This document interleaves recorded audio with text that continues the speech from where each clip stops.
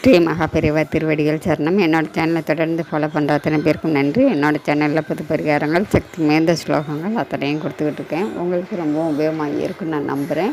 இந்த பதிவில் நாம் பார்க்க போகிறது, அதாவது உங்களை ஒரு மனுஷனாக கூட மதிக்காதவங்க, அதாவது வீட்டிலேயாகட்டும், வெளியிலேயாகட்டும், வேலை செய்கிற இடத்துலையாகட்டும், உங்களை மதிக்கவே மாட்டாங்க. உங்கள் பேச்சுக்கு ஒரு மதிப்பு இருக்காது. உங்களை நீங்கள் பேசினா கூட கேட்குறதுக்கு யாருமே ரெடியாக இல்லைங்க. அந்த அளவில் தான் உங்களுக்கு ஒரு மதிப்பே இல்லாத நிலைமையில் நீங்கள் வாழ்ந்துட்டுருக்கீங்க.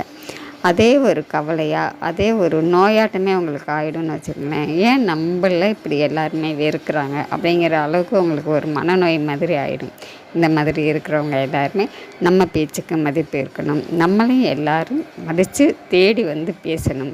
நம்மளை உதாசீனப்படுத்தினவங்க அத்தனை பேருமே தேடி வந்து விரும்பி வந்து நம்மள்கிட்ட பேசணும். அப்படிங்கும்போது நீங்கள் சொல்ல வேண்டிய அற்புதமான முருக வசீகர மந்திரம், அதாவது இந்த மந்திரத்தை நீங்கள் தினந்தோறும் ஒரு மனத்தோடு எத்தனை தடவை வேணாலுங்க, ஒரு 27 தடவையாவது சொல்லுங்கள். ஒரு 2 நிமிஷம் கூட ஆகாது இந்த மந்திரம் சொல்கிறதுக்கு. முழு மனதோடு இந்த மந்திரத்தை நம்பிக்கையோடு சொல்லுங்கள்.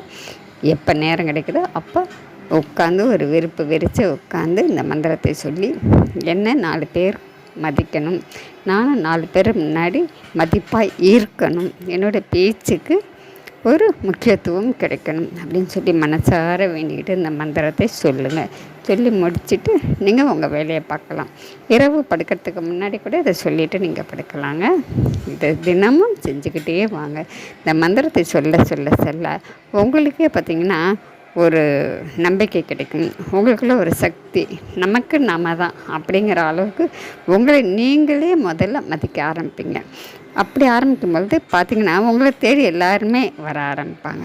அவ்வளவு ஒரு சக்தி வாய்ந்த முருக மந்திரம் இந்த பதிவில் கொடுத்துருக்கேங்க. சொல்லித்தான் பாருங்கள். நம்ம அடுத்த பதிவில் பார்க்கலாம். நன்றி.